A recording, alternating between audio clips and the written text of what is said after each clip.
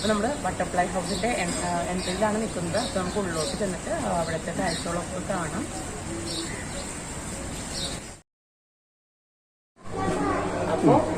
അപ്പോൾ നമ്മൾ ബട്ടർഫ്ലൈ ഹൗസിലെത്തിയതേ നമ്മുടെ ബട്ടർഫ്ലൈസ് ഒക്കെ നിൽക്കുന്നുണ്ട്. നമ്മുടെ നാട്ടിൽ കാണുന്ന വെറൈറ്റി ഓഫ് ബട്ടർഫ്ലൈസ് ഒക്കെ തന്നെയാണ്.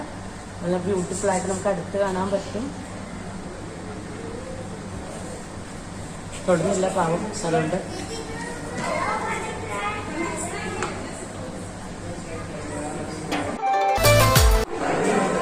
നമ്മൾ ബട്ടർഫ്ലൈ ഹൗസിലാണ് നിൽക്കുന്നത്. ഒരുപാട് ബട്ടർഫ്ലൈസ് ഉണ്ട്, നല്ല ഭംഗിയാണ് കാണാൻ വേണ്ടി. ഇത്ര ചെറിയ ഏരിയ തന്നെയാണ്, ഗ്രീനിഷ് ആയിട്ടുള്ള ഏരിയ ആണ്. അപ്പം ഇത്രയും ചൂടുള്ള സ്ഥലത്ത് നന്നായിട്ട് മെയിൻറ്റെയിൻ ചെയ്താൽ മാത്രമേ ഇത്ര ഗ്രീൻ ആയിട്ടുള്ള ഒരു ഏരിയ ക്രിയേറ്റ് ചെയ്യാൻ പറ്റത്തുള്ളൂ.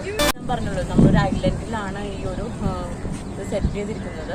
അപ്പം അതിൻ്റെ സെൻറ്ററിലായിട്ട് ഒരു ഐലൻഡ് വ്യൂ ആയിട്ടുള്ള ഒരു ഊഞ്ഞാലിലാണ് നമ്മൾ ഇരിക്കുന്നത്. ഇപ്പം ഫോട്ടോ എടുക്കാൻ മാത്രമല്ല, ഇവിടെ നിന്നുള്ള ആ വ്യൂ എന്ന് പറയുന്നത് വളരെ ബ്യൂട്ടിഫുള്ളാണ്.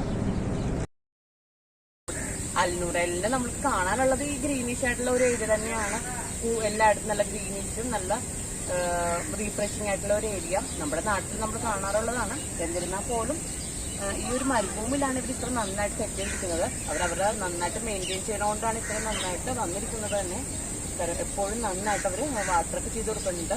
കാര്യം നമ്മുടെ നാട്ടിൽ വെള്ളം നനച്ചില്ലെങ്കിൽ പോലും ചെടികൾ കുറച്ചൊക്കെ വളരും. പക്ഷേ ഇത് ഒരു ദിവസം വെള്ളം നനച്ചില്ലെങ്കിൽ പോലും അത് പെട്ടെന്ന് വാടിപ്പോവും. അപ്പോൾ അതുകൊണ്ട് നന്നായിട്ട് ഇവർ മെയിൻറ്റെയിൻ ചെയ്തിട്ടുണ്ട്. നല്ല ഭംഗിയാണ് കാണാൻ വേണ്ടി.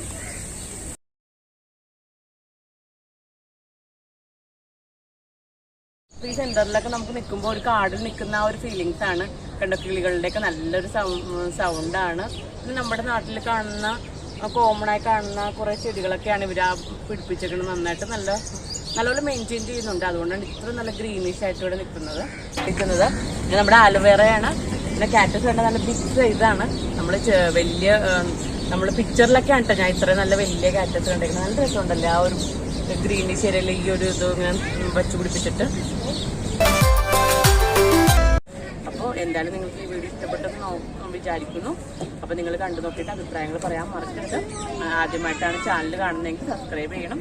പുതിയ വീഡിയോ നോട്ടിഫിക്കേഷൻ കിട്ടാൻ വേണ്ടി ബെല്ലൈക്കനെ കൂടി ഒന്ന് പ്രസ് ചെയ്യാൻ മറക്കരുത്. Thank you for watching.